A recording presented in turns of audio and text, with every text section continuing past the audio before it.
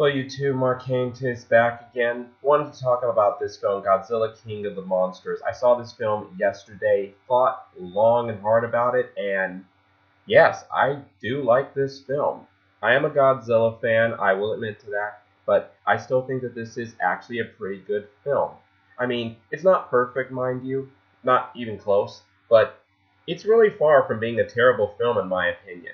I feel like between the human character motivations and the monster fights and just the visual effects, this is a very solid film, but I'm going to go into a bit more detail. Spoiler warning ahead, there will be spoilers throughout this entire thing. So, what did I hate about the film? Well, not really hate, more like dislike. Some of the big name actors in this film kind of here just to give exposition or throw out one-liner jokes, like O'Shane Jackson. He was basically just a soldier, didn't really get that much screen time to justify such a big name actor. Thomas Middleditch and David Strahan, like I mean, they had their moments in the film, don't get me wrong. There were some jokes that they actually said that plenty of people in the film and the theater laughed at. And even I laughed at a lot of their jokes and some of their one-liners.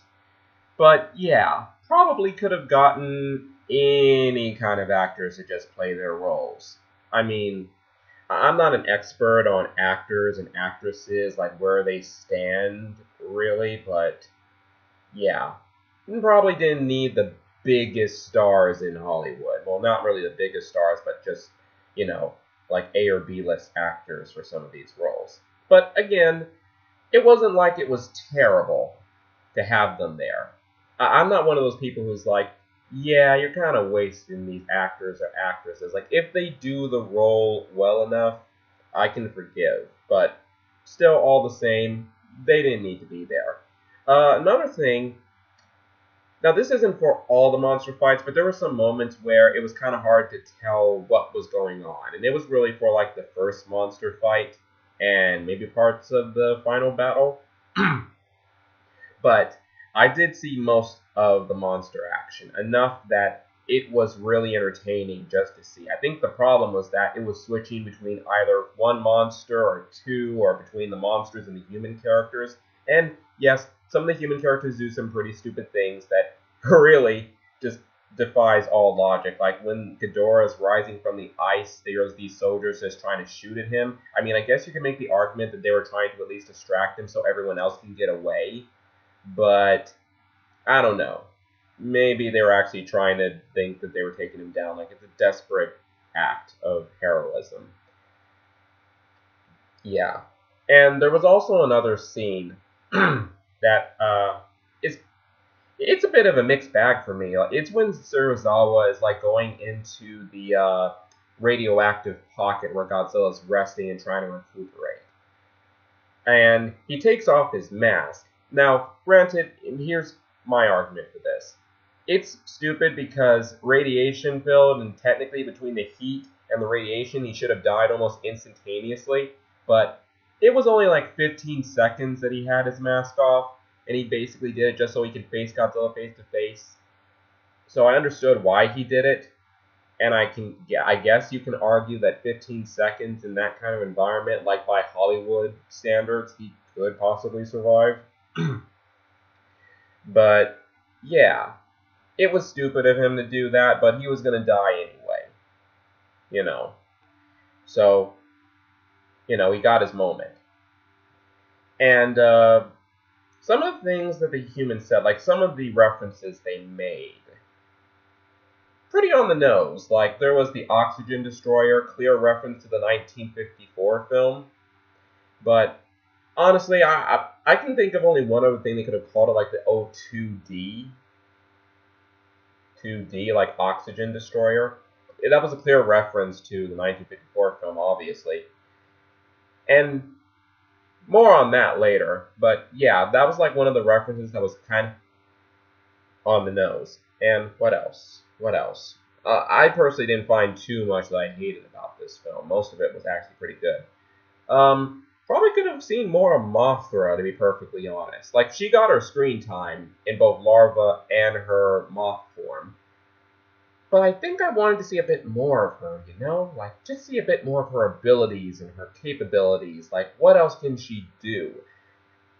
I mean, she was still capable. She fought against Rodan, which, you know, giant firebird against a bright moth. That's pretty ballsy for her. And I do like how they said she's queen of the monsters. Like, you know, she's, you know, uh, this moth who's basically, I guess, Godzilla's symbiotic partner.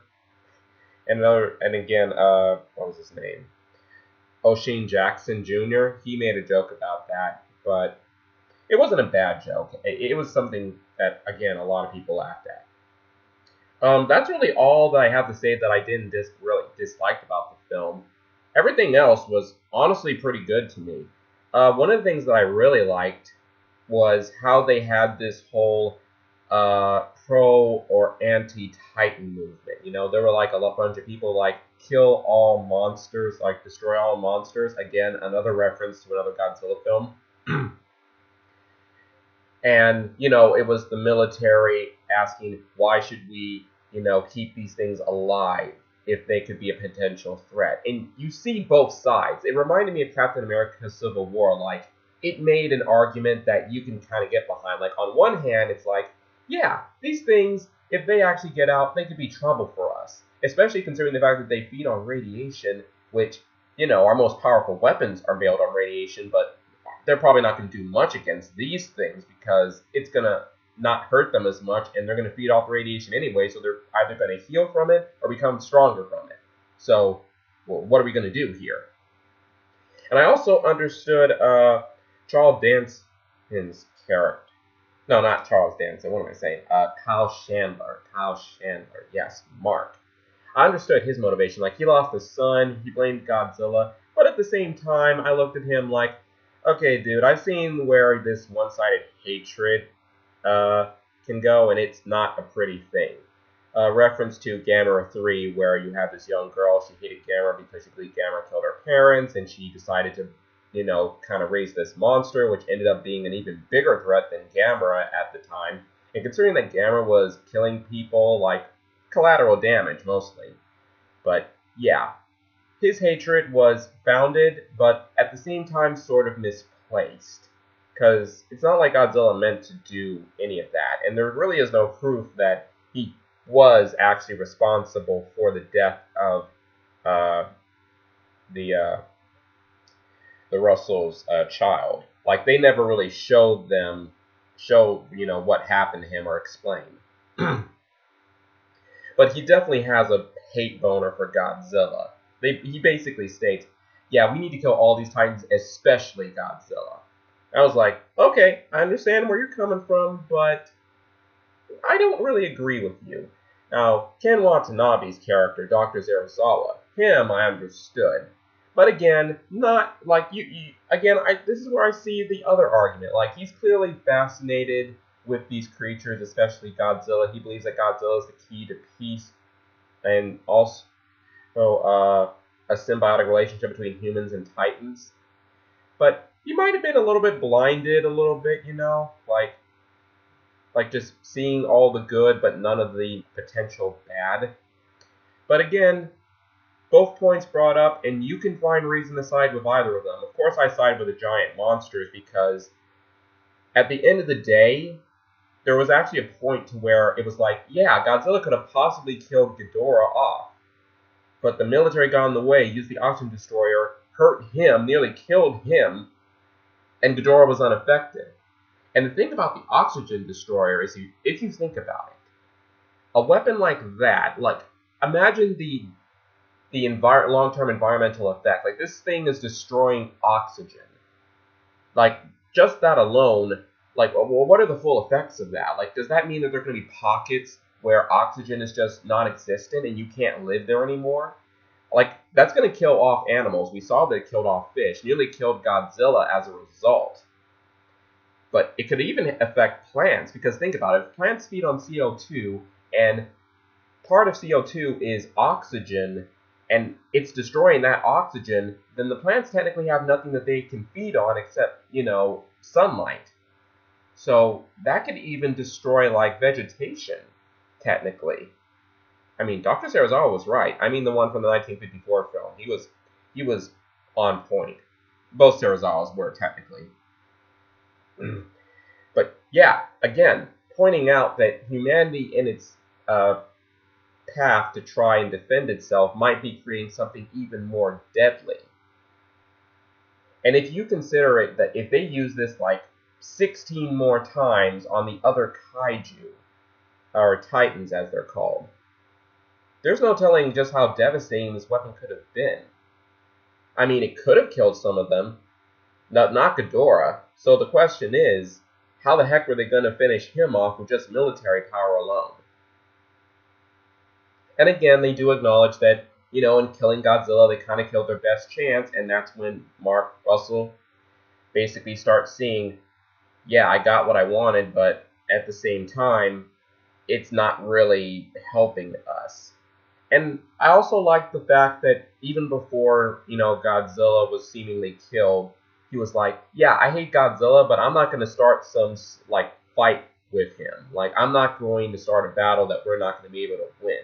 Because there's a point where Godzilla's, like, going around this underwater base and, like, kind of bumping around them. And it's like, all right, turn the guns off. Mark was like, turn the guns off. We're not going to be able to win a fight with this thing. So let's just show that he's not a threat. And, everyone was kind of going with him. Now, I will say that while Mark Russell, Kyle Chandler's character, was supposed to be like the be-all, end-all, everyone's supposed to follow his lead, I didn't feel that way. I felt like there was a nice, decent balance between people who wanted to follow Serizawa's example and people who kind of trusted him. But at the end of the day, they all kind of came to a sort of mixed conclusion. So, in that essence, I did like the human characters for that. And then it was Ghidorah. I like how they did his personality. Like, every single head is its own individual character. Like, some people made jokes to, like, the Three Stooges. And that was actually pretty on the nose, because, like, one of the heads was, like, acting kind of goofy, like, getting low to the ground, sniffing the humans, and the middle head's like, get up here. Stop acting freaking ridiculous. And then the other side head's, like, kind of in the middle ground, like, yeah, I'm just, here.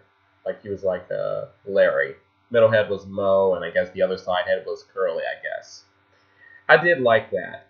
And when it came to being serious, like, all the heads were pretty serious. And I just like how they made him very serpentine-like. Like, he's a dragon, clearly, but his heads were very serpent-like. Like, they'll wrap around Godzilla at one point and just bite him. And I also like how they made it to where he is an extraterrestrial titan. Like, he comes from a different world. But a very interesting thing they did is that they didn't completely explain what Ghidorah is supposed to be exactly. Like, is he a naturally developed titan? Is he something like he is, he was created naturally on another planet, he destroyed that world, and then he just came to ours? Or was he sent here, as like an invasionary strategy? Like, are we going to deal with aliens somewhere down the line? Like, they didn't hint at that, and I like that because it's open to interpretation, but nothing is solidified. So, possibilities. And I would like to see them kind of do an alien angle, especially if you have like something like Ghidorah, which is an extraterrestrial titan. Rodan was also very cool. Like, when he was flying, like chasing the Argo in the movie, that was a rush because, all the jets were flying at him, trying to distract him and slow him down, and he was just like on them. Like, at one point, he like reached his claws out trying to grab the Arg. Oh, it was amazing seeing how much power was just behind those wings. Like, he could flap, just combine his wings once, and he's soaring into the air, and he can just speed up so freaking quick. Amazing. And it felt very, very realistic. As realistic as a giant firebird can possibly seem. Another thing that mixed for me. The human motivations, like at a certain point, Emma Russell, Farrah Farmiga's character. So she basically explains like she wants to release the Titans so that she can kind of balance the equilibrium of the Earth, because humanity is destroying it. From overpopulation, pollution, and just warfare, we're destroying our world. And again, something that most people are going to be like, oh, come on, you're going to use that. You're going to use the whole weird enemy. But again, we are kind of dicks, somewhat, not entirely too far off the mark.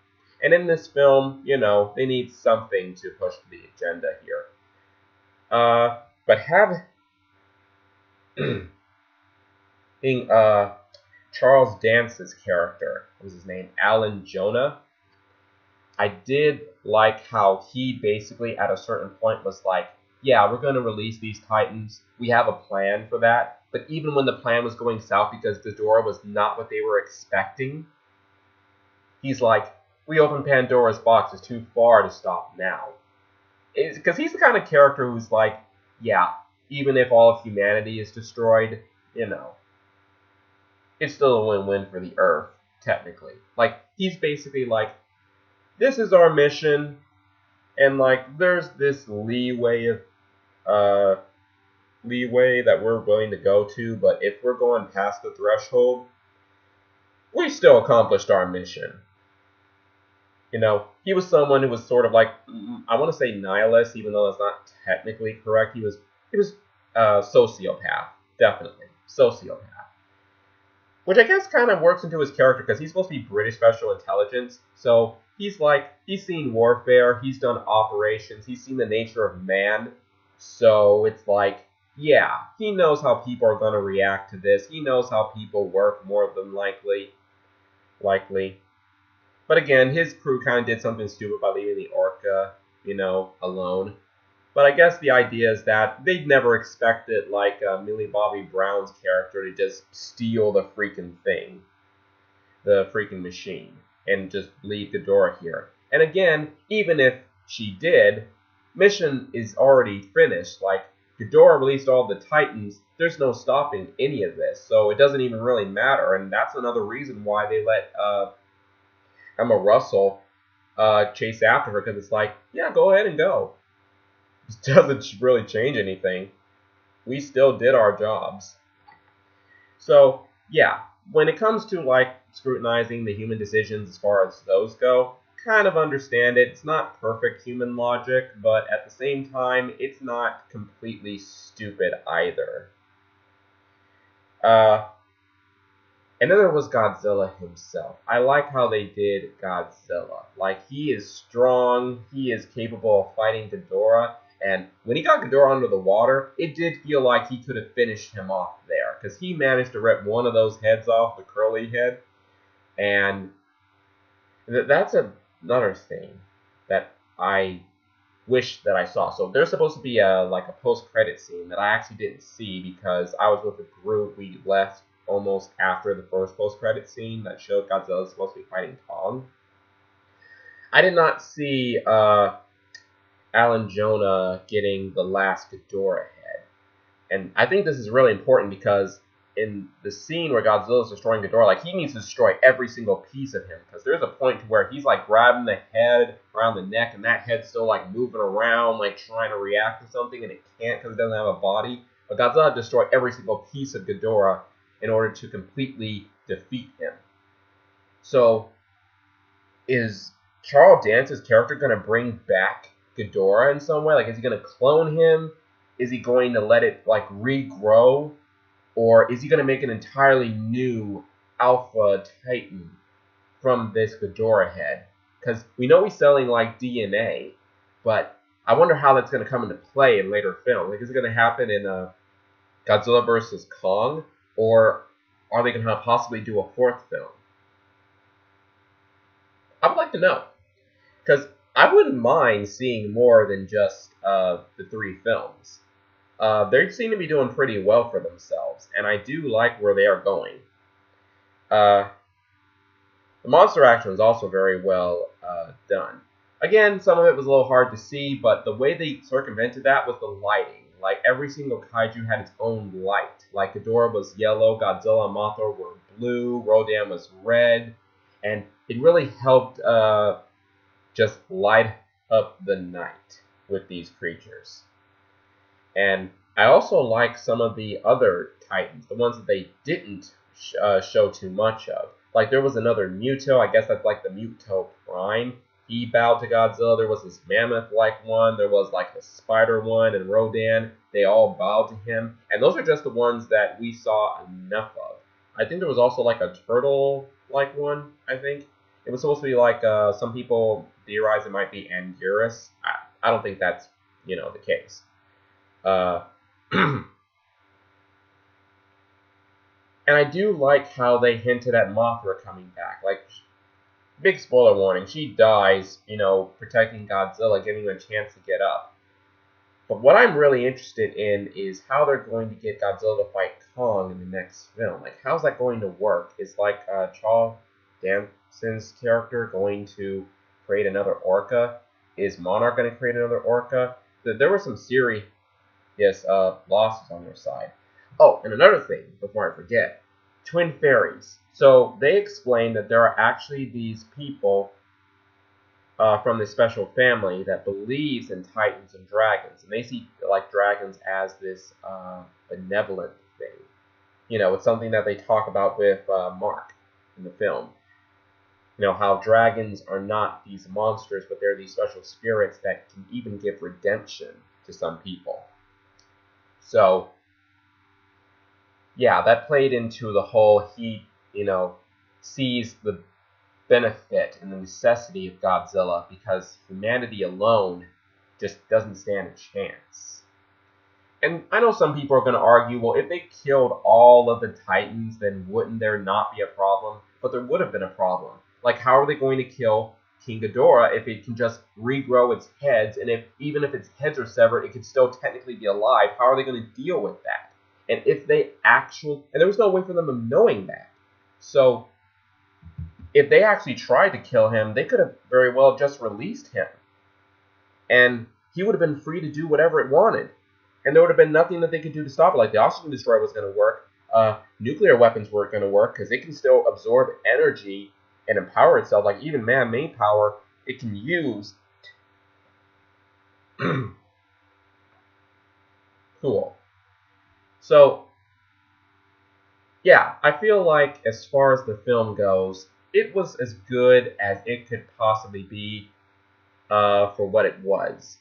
It could have been better. I think what they could have done to like kind of make this film a bit more balanced, and this could have worked in the Mothra case, like not seeing enough of her. Some people felt like that. Is they have a film where it goes into the past, like we see these Titans before human civilization has advanced, like back in ancient times, and we see like one of the first Mothras, and she's maybe fighting Ghidorah along with Godzilla, or maybe just some other monster, like maybe she's just and it doesn't have to be like the Ghidorah we see, because we've seen Ghidorah change different forms. So it could be like a younger Ghidorah, a smaller one, and we just see this battle between a few of these Jews. And I know that like that probably wouldn't work for the lore, but that they can change that around. Like, it's cave paintings. It wasn't that detailed.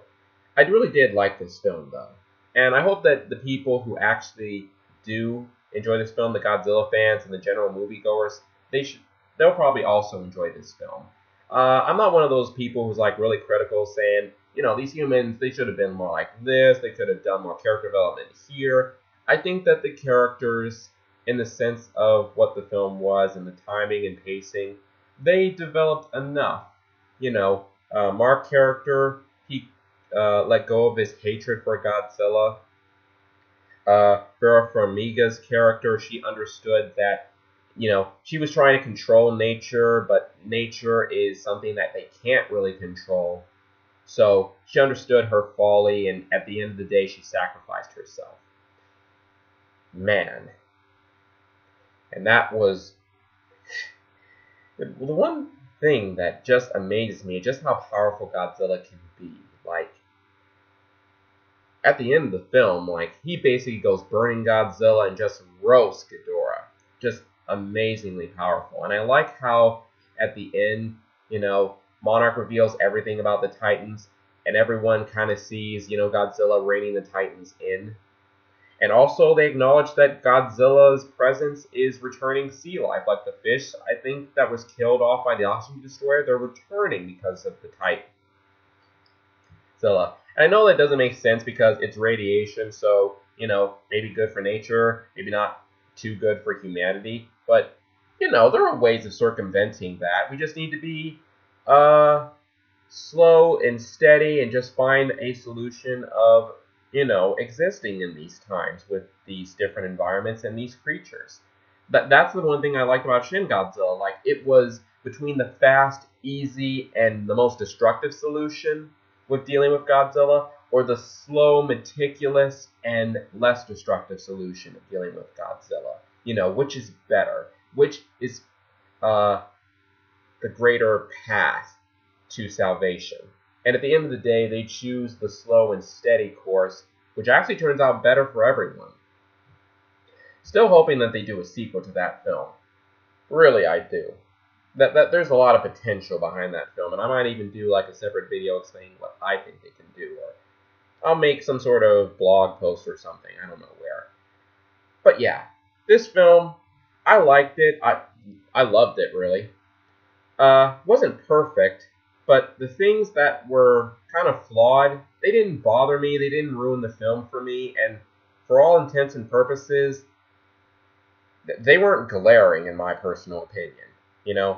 I'm just one of those people who's like, I see monsters, I like seeing them fight. The human characters, they kind of push a bit of a plot along, and they serve their purpose. So hopefully everyone agrees, and even if you don't, that's fine. Everyone's going to have their own opinion with this film. If you didn't like it, then it just wasn't for you.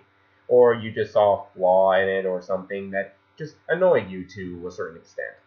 That's perfectly fine. I'm not judging you. I'm not judging anyone here. Let's all just enjoy what we enjoy and be good people about it. So, yeah, this is the end. Leave a like if you wish. No need to subscribe. I don't really do videos that often. And we'll see when I make another video. Most likely on Godzilla, but we'll see about that. Later. Peace.